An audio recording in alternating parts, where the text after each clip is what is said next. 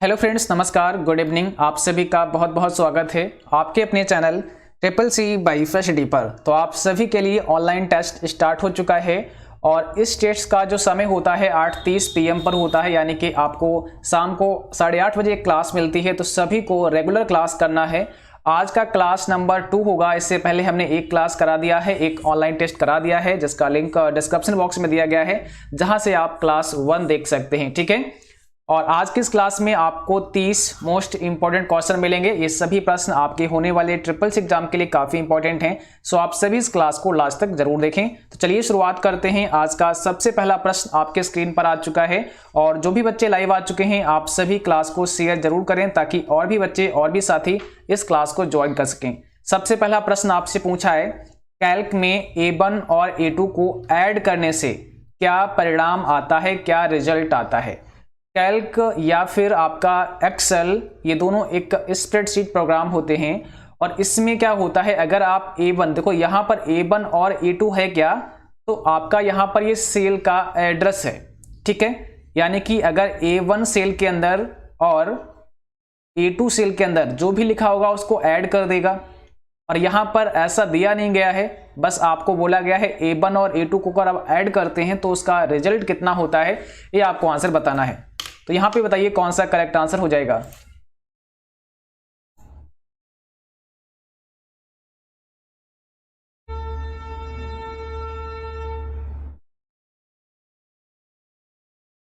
तो यहां पर आपका जो सही जवाब होगा 0 हो जाएगा। ठीक है, यहां पर देखिए मैं आपको विद प्रैक्टिकल भी बता देता हूं ताकि आपको अच्छे से समझ में आ जाए।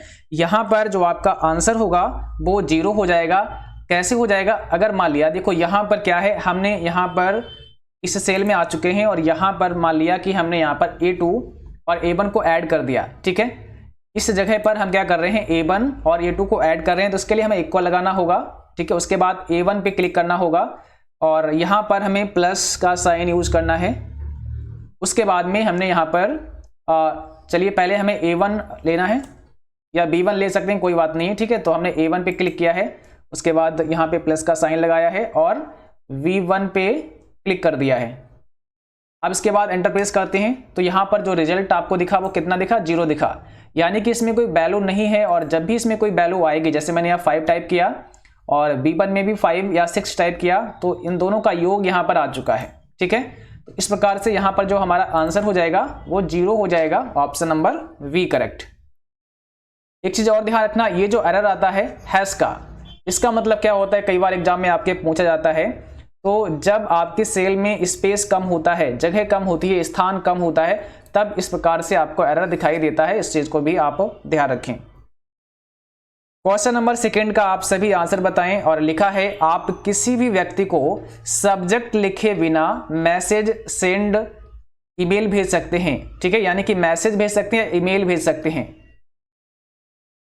इसको ब्रैकेट में कर देते हैं। ठीक है, तो आप किसी भी व्यक्ति को सब्जेक्ट लिखे बिना ईमेल भेज सकते हैं, क्या यह सही है। क्वेश्चन नंबर सेकंड का आंसर बताइए। और ये सभी क्वेश्चन आपके लिए बहुत इंपॉर्टेंट हैं। इस क्लास में पूरे 30 क्वेश्चन हैं। आप सभी अपना आज का स्कोर मुझे जरूर बताएं लास्ट में कि आपने आज इस सेशन में कितना स्कोर लिया है। ठीक है, तो आपने 30 में कितने करेक्ट किए हैं, आप सभी लास्ट में अपना स्कोर जरूर बताएं। तो यहां पर ये सही हो जाएगा, बिल्कुल आप भेज सकते हैं। अगर आप सब्जेक्ट नहीं लिखते हैं फिर भी आप किसी को मेल कर सकते हैं। ठीक है, तो यहां पर पहला ऑप्शन आपका करेक्ट हो जाएगा। क्वेश्चन नंबर थर्ड में पूछा है, डॉट PNG क्या दर्शाता है। आपको बताना है डॉट PNG का पूरा नाम।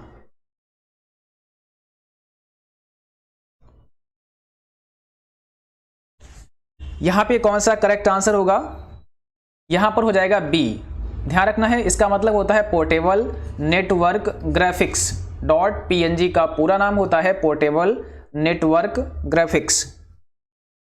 क्वेश्चन नंबर 4 में आपसे पूछा है, DNS क्या है। DNS क्या है, यानी कि इसका पूरा नाम क्या होता है। ठीक है, डोमेन नेम सिस्टम होता है, डोमेन नेमिंग सिस्टम होता है, डुअल नेम सिस्टम होता है। कौन सा यहां पे आपका करेक्ट आंसर है।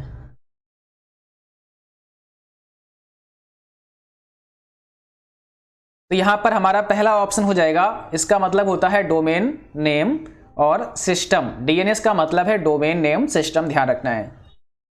अगला क्वेश्चन है एफडीएम का पूरा नाम, और ये सभी क्वेश्चन जैसा कि हमने आपको बताया मोस्ट इंपॉर्टेंट है, ठीक है। एफडीएम का पूरा नाम आपको आंसर करना है, और यहां पे करेक्ट आंसर क्या हो जाएगा?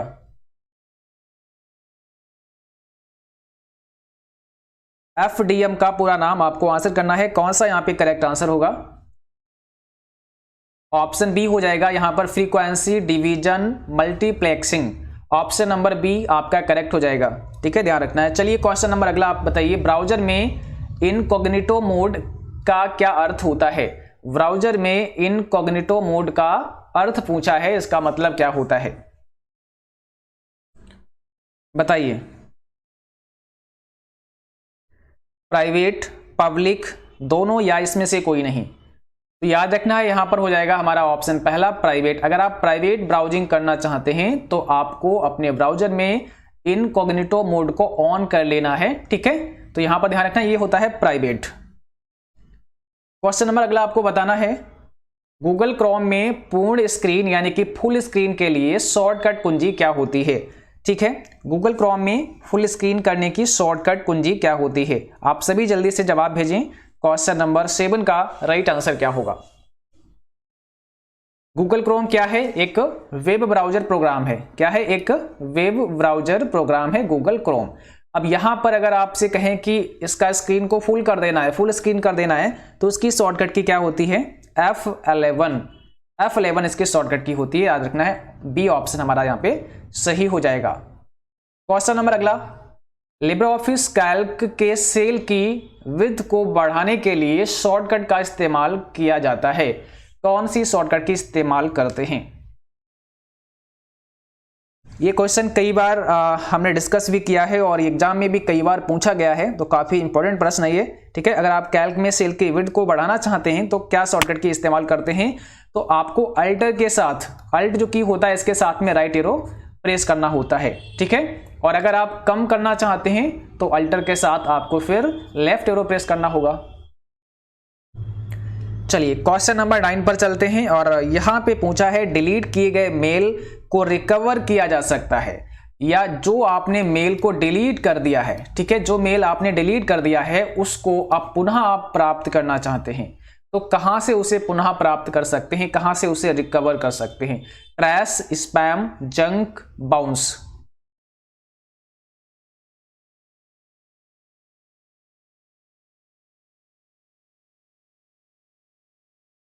तो याद रखना है यहां पर हमारा ऑप्शन हो जाएगा पहला, ट्रैश फोल्डर से। अब ये क्वेश्चन एक और तरीके से पूछा जाता है कि जब आप किसी भी मेल को डिलीट कर देते हैं, ठीक है, तो डिलीट किया हुआ मेल कहां चला जाता है, कौन से फोल्डर में चला जाता है? तो इसको भी ध्यान रखना है। जब आप किसी मेल को जो आपने मेल डिलीट किया है उसको रिकवर कर सकते हैं ट्रैश से, तो जब डिलीट करते हैं तो वो ट्रैश में ही तो जाएगा। अगर नहीं पता होगा तो आप ऐसे भी आइडिया लगा सकते हैं। तो ध्यान रखना है जब भी कोई मेल डिलीट होता है वो ट्रैश फोल्डर में चला जाता है। जैसे आप अपने कंप्यूटर से किसी भी फाइल या फोल्डर को डिलीट करते हैं तो वो कहां जाता है? ठीक है, रिसाइकल बिन में जाता है ना। तो रिसाइकल बिन से आप उसे रिस्टोर कर सकते हो। इसी प्रकार से जब कोई मेल आप डिलीट कर देते हो तो ट्रैश फोल्डर में चला जाता है और उस ट्रैश फोल्डर से आप उस मेल को रिकवर भी कर सकते हो। तो यहां पर हमारा पहला ऑप्शन हो जाएगा करेक्ट, ठीक है। बहुत सारे स्पैमिंग मेल आते हैं, तो जो भी स्पैमिंग मेल आते हैं, स्पैम होते हैं, वो आपके स्पैम फोल्डर में चले जाते हैं, ठीक है। और इसको हम जंक मेल के नाम से भी जानते हैं, ध्यान रखना है। और जो बाउंस मेल होता है, ये बाउंस मेल क्या होता है? ये जो सेंडर होता है उसी को प्राप्त होता है। कई बार आप जब किसी को मेल करते हैं और उस समय अगर आपने सही मेल एड्रेस नहीं डाला, ठीक है, यानी कि मेल एड्रेस गलत है, वो मेल एड्रेस है ही नहीं, तो क्या होगा कि वो मेल आपको एक बाउंस मेल प्राप्त होगा और उसमें बता दिया जाएगा कि आपने जहां पर मेल भेजना चाह रहे थे वो मेल ठीक नहीं है, ठीक है। तो ये बाउंस मेल किसको प्राप्त होता है? सेंडर को प्राप्त होता है। इसमें से भी सवाल बन जाते हैं, ठीक है, कई प्रकार से। तो आप समझ लेना कि जो बाउंस मेल होता है ये किसको मिलता है? ये सेंडर को मिलता है, भेजने वाले को ही मिलता है। जो मेल करता है उसी को वापस मेल आ जाता है बाउंस मेल के रूप में। कब आ जाता है? जब जहां उसने मेल भेजा है वो ईमेल एड्रेस होता ही नहीं है, तब वापस आ जाता है। एसएमटीपी क्या दर्शाता है? बताइए SMTP क्या दर्शाता है? SMTP एक प्रोटोकॉल है, ठीक है। तो यहां पर इसका पूरा नाम आपको आंसर करना है, कौन सा हो जाएगा राइट आंसर। तो याद रखना है, इसका मतलब हो जाएगा simple mail transfer protocol. SMTP का पूरा नाम होता है सिंपल मेल ट्रांसफर प्रोटोकॉल, ठीक है। क्वेश्चन नंबर अगला आपको आंसर करना है और यहां पे पूछा है ईमेल एड्रेस में @ का उपयोग किसको ऐड करने के लिए होता है। आपको अच्छे से प्रैक्टिस करनी है, एक बार सभी प्रश्नों को अच्छे से पढ़ना है और इससे प्रीवियस जो हमने क्लास दी है उनको आप जरूर देखें, ठीक है। तो अगर आप सभी क्लास अच्छे से पढ़ लेते हैं तो बहुत सारे क्वेश्चन आपको यहां से मिल जाएंगे आपके SSC एग्जाम में। देखिए ईमेल एड्रेस में @ का उपयोग किसको ऐड करने में होता है। तो यहां पर ऑप्शन आप समझिए, यूजर नेम दिया है, पासवर्ड दिया है, क्लाइंट कंप्यूटर दिया है और नन ऑफ द अबव या नन ऑफ दीज का ऑप्शन दिया है। तो सिंपल सी बात है, यहां पर हो जाएगा ऑप्शन पहला यूजर नेम, ठीक है। आपको पता है ईमेल एड्रेस के दो पार्ट होते हैं, एक पार्ट हमारा यूजर नेम होता है, पहले वाले पार्ट को यूजर नेम कहते हैं और इसके बाद यहाँ पे @ का एक सिंबल होता है, उसके बाद में यहाँ जो लास्ट वाला पार्ट होता है उसे आप डोमेन नेम कहते हैं, ठीक है। तो ये क्या करता है, @ का सिंबल ये यूजर नेम और डोमेन नेम को जोड़ने या अलग करने का काम करता है, इस चीज को ध्यान रखना है। तो यहाँ पर यूजर नेम आपका सही जवाब हो जाएगा। क्वेश्चन नंबर 12 में पूछा है निम्न में कौन एक वेब सर्वर है? मोजिला, पोस्टफैक्स, विंड या अपाचे? कौन सा एक वेब सर्वर प्रोग्राम है? तो यहां पर हो जाएगा आपका डी ऑप्शन, अपाचे एक वेब सर्वर प्रोग्राम है, ठीक है। क्वेश्चन नंबर अगला, निम्न में कौन ईमेल का भाग नहीं है? इसमें से ईमेल का कौन सा एक पार्ट नहीं है, बताइए।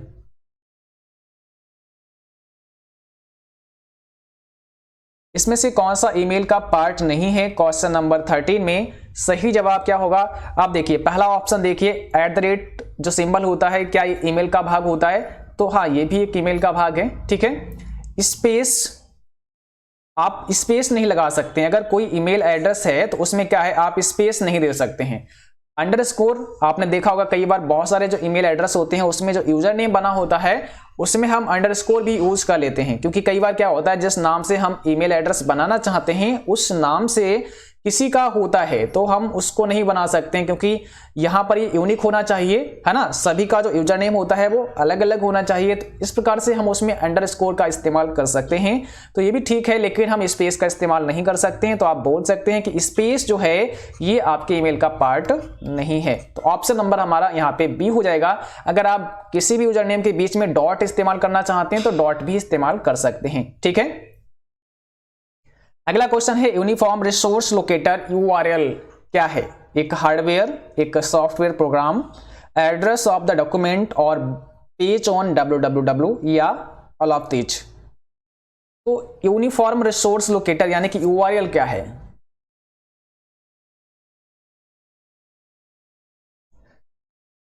चलो क्वेश्चन नंबर 14 का आंसर बताइए। तो देखो यहां पर आपका सी ऑप्शन है, ये ना तो हार्डवेयर है, ये क्या है, ये एक URL यानी कि एक यूनिफॉर्म रिसोर्स लोकेटर है, यानी कि एड्रेस ऑफ द डॉक्यूमेंट और पेज ऑन www।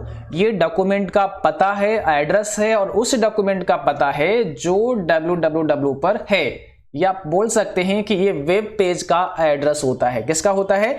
आपका जो वेब पेज होता है ये वेब पेज का पता होता है। आपने देखा होगा जब आप किसी वेबसाइट पर विजिट करते हैं और इस वेबसाइट पर आप किसी भी पेज पर होते हैं, फॉर एग्जांपल के लिए आप किसी वेबसाइट पर गए और उस वेबसाइट के कॉन्टेक्ट अस पेज पर हैं, तो इस समय आप वेबसाइट पर हैं और उसके कॉन्टेक्ट अस पेज पर हैं, तो जो कॉन्टेक्ट अस पेज हो गया उसका एक URL भी तो होगा, है ना, उसका एक URL होगा। तो वो URL क्या होता है? वही URL आपका उस पेज का एड्रेस कहलाता है, ठीक है। तो ये हर पेज का URL चेंज हो जाता है, अलग हो जाता है, इसको कहते हैं यूनिफॉर्म रिसोर्स लोकेटर। यही आपको उस पेज तक पहुंचा देता है, ये यूनिक एड्रेस होता है आपके वेब पेज का, ठीक है। अगला प्रश्न है निम्न में कौन सा एप्लीकेशन विंडो एसेसरीज में नहीं होता है? कौन सा एप्लीकेशन विंडो एसेसरीज में नहीं होता है? आपको जवाब करना है। राइट आंसर यहाँ पे क्या हो जाएगा? तो याद रखना है, यहां पर हो जाएगा इंटरनेट एक्सप्लोरर। ठीक है, ऑप्शन पहला करेक्ट है। अगला क्वेश्चन है, चीन में ज्यादातर कौन से सर्च इंजन का इस्तेमाल किया जाता है? चीन में अधिकांश कौन सा सर्च इंजन इस्तेमाल होता है? आप सभी को जल्दी से जवाब करना है और यहां पे सही जवाब है ऑप्शन बी, बाइडू। ठीक है, ये आप ध्यान रखना, ये आपका एक सर्च इंजन भी है, उसके अलावा इसको आप, ये आपका वेब ब्राउजर भी है। ठीक है, वेब ब्राउजर भी है, तो सर्च इंजन भी है बाइडू और वेब ब्राउजर भी है, दोनों है, याद रखना है। और ये अधिकांश मतलब सबसे ज्यादा चीन में इस्तेमाल होता है। ठीक है, ज्यादातर यहाँ पे लिखा हुआ है नहीं कि चीन का ही है ये, आप ये भी बात ध्यान रखना है, ये है कहाँ का, तो ये चीन का है, बाइडू चीन का है, सर्च इंजन भी है और ये वेब ब्राउजर भी है। अगला क्वेश्चन है, यूपीआई पिन की अधिकतम लंबाई कितनी होती है? मैक्सिमम लेंथ कितनी होती है? 4, 5, 6 या 3? यूपीआई का मतलब क्या होता है, फुल फॉर्म क्या होता है? इसका मतलब होता है unified payments interface, full form होता है इसका यूनिफाइड पेमेंट्स इंटरफेस, और इसकी अधिकतम लंबाई होती है, ऑप्शन नंबर यहां पर सी हो जाएगा 6। ठीक है, 6 होती है। लिब्रे ऑफिस इंप्रेस में अधिकतम जूम कितना होता है? मैक्सिमम जूम कितना आप कर सकते हैं इंप्रेस प्रोग्राम में? ये सभी जूम आपको याद कर लेने हैं, मैक्सिमम और मिनिमम। ठीक है, इस बहुत सारे क्लासों में हमने इनको डिस्कस किया है, तो ये चीजें आपको पता होना चाहिए राइटर में, कैल्क में और इंप्रेस में। तो यहां पर हमारा सही जवाब हो जाएगा सी। इसमें अगर बात करें मैक्सिमम जूम की तो 3000% होता है, और मिनिमम की बात करें अगर इंप्रेस में तो मिनिमम होता है 5%। ठीक है, मिनिमम 5% होता है, मैक्सिमम 3000% होता है। अगला सवाल आपसे सामने है और पूछा है, इक्वल सम ब्रैकेट 5, 2 का मान कितना होगा या कितना आएगा? ठीक है, तो यहां पर इस फॉर्मूले का आंसर क्या हो सकता है? 10, 7, 3 या फिर 25?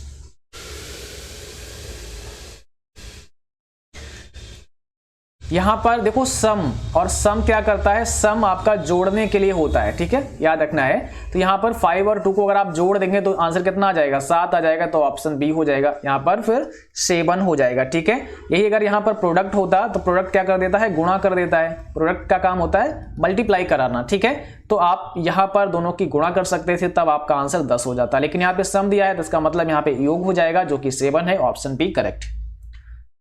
अब देखो अगला क्वेश्चन पूछा है, लिब्रे ऑफिस में सेल की एक पंक्ति के चयन के लिए कौन सी शॉर्टकट की इस्तेमाल किया जाता है? अगर आप कैल्क में, ठीक है, किसी सेल की एक पंक्ति, एक पूरी पंक्ति को, एक पूरी रो को आप सेलेक्ट करना चाहते हैं तो कौन सी शॉर्टकट की इस्तेमाल करते हैं?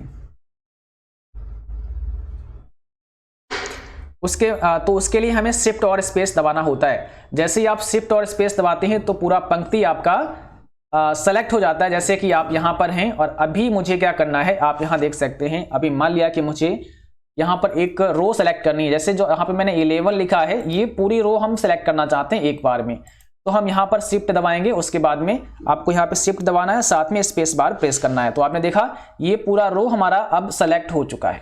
ठीक है, इस प्रकार से अगर आपसे कभी पूछें कि कॉलम सेलेक्ट करना है, अगर मान लिया आप चाहते हैं बी वाला कॉलम पूरा सेलेक्ट हो जाए, तो कंट्रोल दबा लो और स्पेस बार दबा दो, इससे पूरा कॉलम हमारा सेलेक्ट हो जाता है। दोनों शॉर्टकट की आपके लिए काफी इंपॉर्टेंट है, याद रखना है आप सभी को।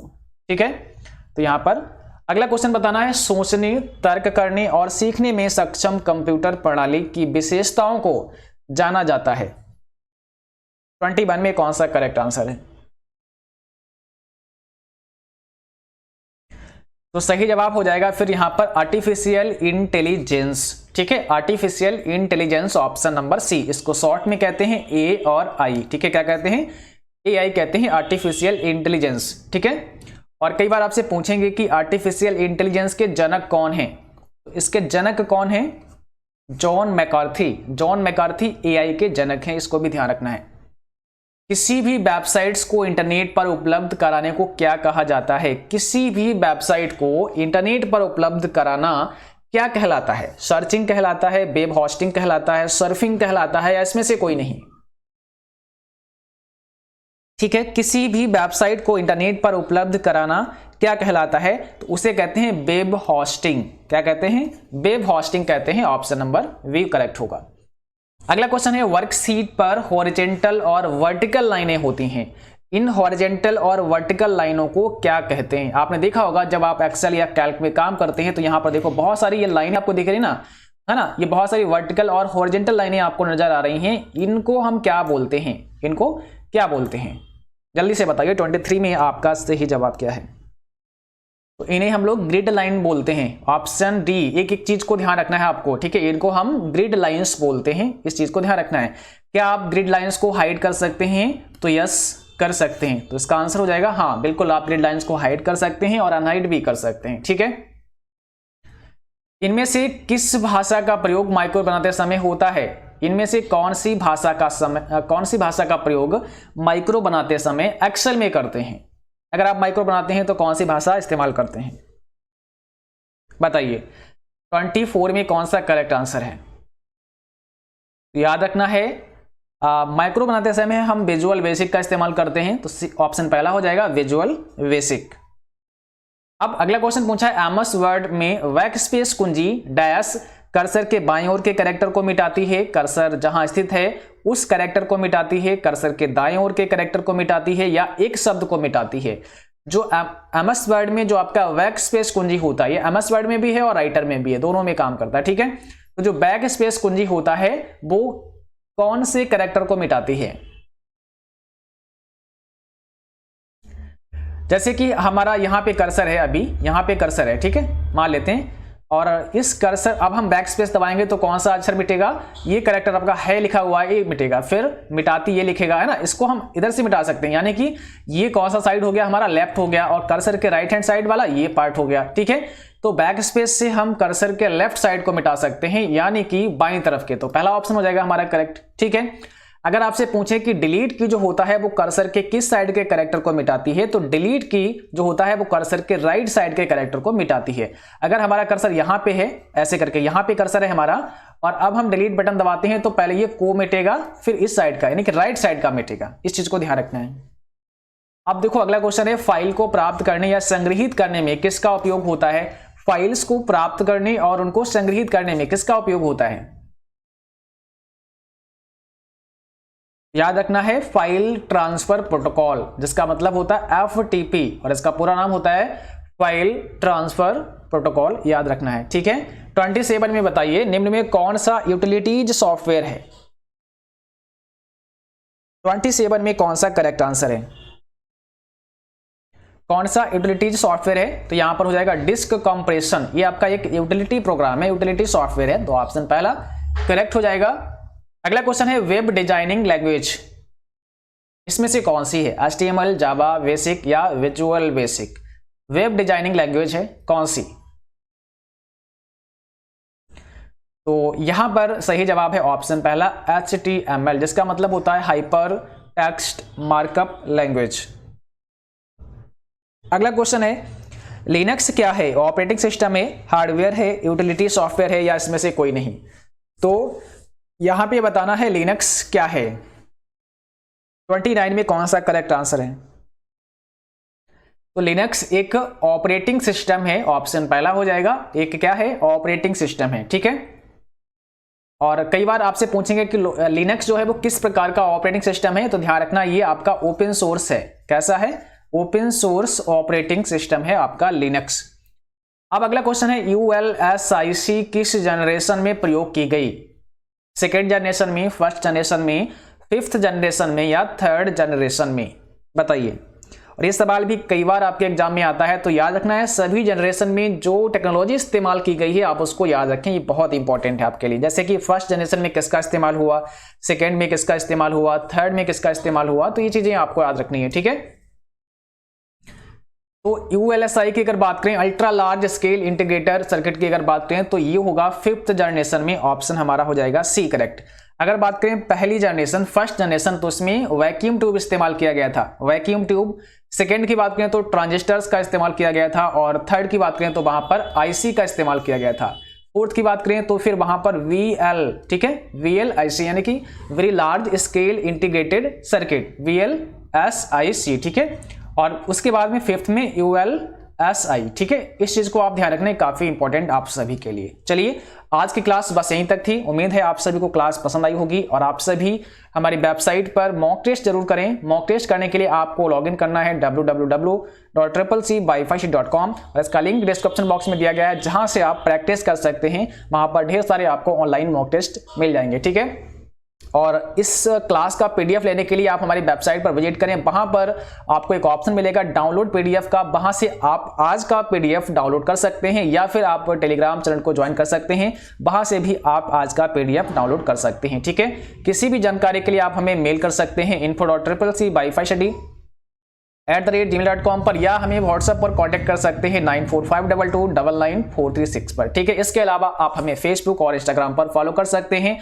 आपको वहां पे सर्च करना है CCC by Fish, ठीक है। और आज के लिए बस इतना ही। Thanks for watching, thank you, good night to all, bye bye, take care.